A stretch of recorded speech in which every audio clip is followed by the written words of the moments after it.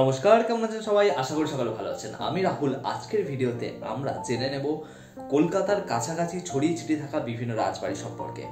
আমরা যদি কয়েকশো বছর আগের বাংলায় ফিরে যাই তাহলে আমরা দেখতে পাবো সেই সময়ের বিভিন্ন রাজা এবং জমিদারদের রাজবাড়ির উপস্থিতি। সেই সমস্ত রাজবাড়ির উপস্থিতি কিন্তু আজও আমাদের এই বাংলায় বিদ্যমান, যে রাজবাড়িগুলো এখন ট্যুরিস্টদের জন্য খুবই সুন্দর একটা ডেস্টিনেশনে পরিণত হয়েছে।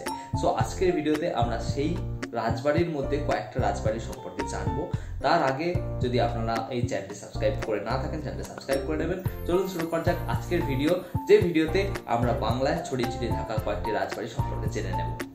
রাজবাড়ির কথা বলতে গেলে প্রথম যে নামটি মাথায় আসে সেটা হলো মহিষাদল রাজবাড়ি।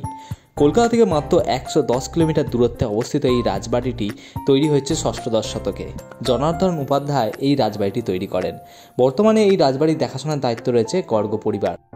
এই রাজবাড়িতে গিয়ে আপনারা সেই সময় রাজাদের শোয়ার ঘর, বৈঠকখানা এবং অস্ত্রাগারও দেখতে পারবেন। তাই আপনাদের যদি রাজবাড়ি ঘুরে দেখার শখ থাকে তাহলে হাতের কাছে মহিষাদল রাজবাড়ি কিন্তু একদমই মিস করবেন না। আপনারা মহিষাদল রাজবাড়ি থেকে দারুণ একটা অভিজ্ঞতা এবং ইতিহাসের সম্মুখীন হবেন, যা আপনাদের একটা রাজকীয় অনুভূতি দেবে। এরপরে যে রাজবাড়িটার কথা জেনে নেব আমরা সেটা হলো ইটাচুনা রাজবাড়ি। কলকাতা থেকে মাত্র 66 কিলোমিটার দূরে হুগলির খান্নানে অবস্থিত ইটাচুনা রাজবাড়িটি। এখন এই রাজবাড়ি বেশ জনপ্রিয়।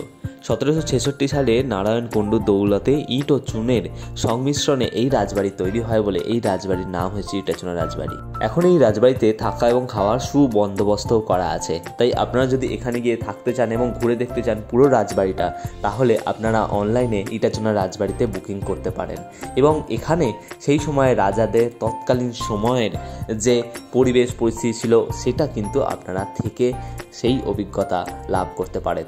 তাই ইটাচুনা রাজবাড়ি আজকাল বেশ জনপ্রিয় ট্যুরিস্টদের কাছে থাকা স্থান হিসাবে। ইতিহাস ও সাবেকিয়ানার পথ ছুঁয়ে ঘুরে আসতে পারেন একদিনের জন্য বাওয়ালি রাজবাড়ি থেকে। প্রায় 250 বছর পুরনো এই রাজবাড়িটি অবস্থিত বজবজে। 2018 সালের পর থেকে এই রাজবাড়ির রক্ষণাবেক্ষণের কাজ শুরু হয়। এখানে অতিথিদের জন্য খাওয়ার এবং থাকার সুন্দর ব্যবস্থা করা রয়েছে।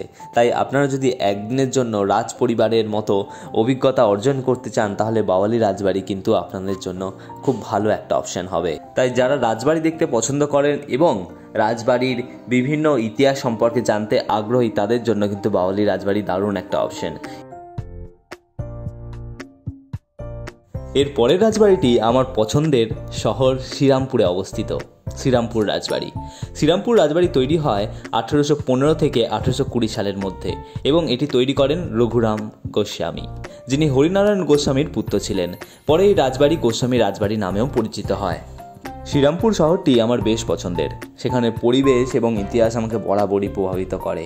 তাই শ্রীরামপুরে গিয়ে যদি এরকম একটা রাজবাড়ির সন্ধান পাওয়া যায় তাহলে কিন্তু মন্দ হয় না।